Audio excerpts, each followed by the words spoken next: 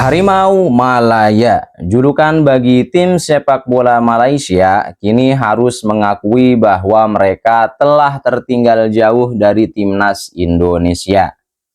Prestasi timnas Malaysia yang semakin menurun membuat mereka tidak dapat bersaing dengan timnas Indonesia di level internasional. Media Malaysia sendiri mengakui bahwa situasi ini sangat-sangat menyedihkan dan memerlukan perubahan besar-besaran dalam sepak bola Malaysia. Dalam beberapa tahun terakhir, timnas Malaysia telah mengalami kesulitan untuk meningkatkan prestasi sepak bola mereka. Mereka telah gagal untuk lolos ke Piala Dunia dan Piala Asia, dan kini mereka semakin tertinggal dari timnas Indonesia. Media Malaysia sendiri telah menyoroti masalah ini dan meminta perubahan besar-besaran dalam sepak bola Malaysia.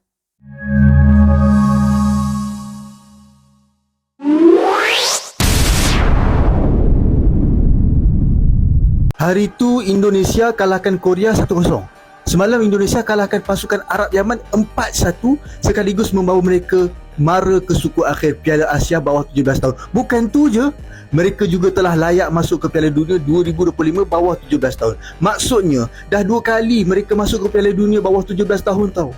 Kejutan dan kejayaan ini dibuat oleh pemain tempatan mereka, tahu tak? Bukan warisan, bukan naturalisasi. Saya bukan nak sanjung sangat Indonesia ni, tetapi saya nak jadikan Indonesia ni sebagai contoh teladan untuk kita. Kerana pemain-pemain tempatan Indonesia yang sekarang ni bakal mengisi skuad utama kebangsaan mereka kelak. Lagi kuat jadinya. Pernah tak pasukan kita masuk ke Piala Dunia bawah 17 tahun? Kalau tak pernah, ini saatnya untuk kita benar-benar fokus pada akar umbi. Dalam masa kita membawa lebih ramai pemain warisan dan naturalisasi memperkasakan pasukan kebangsaan, kita juga wajib menggandakan usaha memperkasakan pemain tempatan sejak di bangku sekolah. Apapun tahniah Indonesia. Berita terkini sepak bola ya. Netizen Malaysia, Indonesia tanpa Belanda bisa apa? Dan jawabannya sangat membuktikan luar biasa, bisa ke Piala Dunia U17 bang.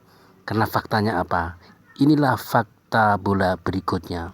Karena katanya timnas pusat Jong Oreng gagal lolos ke Piala Dunia U17 Qatar, Indonesia berhasil lolos ke Piala Dunia U17 Qatar. Ini bukti ya bahwa pemain lokal kita juga di usia dini ini sekarang memang bisa dihandalkan. Tapi semoga nanti juga di level dewasa Indonesia lokal juga tetap bisa mempertahankan performanya. Sobat bola, gimana menurut kalian? Tulis di komentar, jangan lupa sambil ngopi. Kembali ke video berikutnya. Terima kasih, dadah. Timnas Indonesia lolos ke Piala Dunia U17. Pelatih Malaysia hina timnasnya sendiri. Jadi berita Indonesia lolos ke Piala Dunia U17 itu sudah menyebar kemana-mana sampai ke negeri jiran Malaysia. Nah, salah satu media olahraga terbesar di Malaysia, Makan Bola, itu mewawancarai pelatih timnas U17 Malaysia, Sulaiman Husin. Ditanya tuh di dalam wawancara, bagaimana pendapat pelatih terhadap kelolosan timnas Indonesia ke Piala Dunia dibandingkan dengan Malaysia yang Piala Asia ini aja nggak lolos. Sulaiman Husin menjawab, seperti inilah jawabannya ya. Kita masih di sini, tahan bola naik sampai ke hidung. Jadi kalau diucapkan dengan logat dan bahasa Melayu kurang lebih seperti ini. Piala Dunia konon, Piala Dunia konon. Kita masih di sini, tahan bola sampai ke hidung. Ya, Sulaiman Husin menyampaikan hal itu bukan tanpa alasan ya. Sepertinya Malaysia memang hanya jago di Asia Tenggara. 2023 Malaysia itu lolos ke Piala Asia setelah dikualifikasi membantai timnas Indonesia 5-1. Tetapi di Piala Asia justru Malaysia terbantai oleh Yaman 4-0. Jadi sepertinya sangat sulit untuk Malaysia lolos ke Piala Dunia dari jalur kualifikasi. Karena mereka nahan bola masih sampai ke hidung. Salam di Mateo. Seperti diketahui, baru-baru ini timnas Indonesia U17 berhasil mencatatkan sejarah dengan lolos ke Piala Dunia U17 melalui jalur prestasi setelah sebelumnya bertindak sebagai tuan rumah. Di Piala Asia U17 2025, Timnas Indonesia U17 tergabung di grup C bersama Korea Selatan, kemudian Yaman dan Afghanistan. Ya, kalau tidak salah. Memainkan pertandingan pembuka kontra Korea Selatan, tim besutan Novarianto secara mengejutkan mampu meraih kemenangan dengan skor tipis 1-0. Ya, tidak apa-apa. Ya, sudah luar biasa, yang penting kan menang ya. Gol kemenangan Timnas Indonesia U17 itu dicetak oleh Evandra Florasta melalui eksekusi penalti di menit 90+2.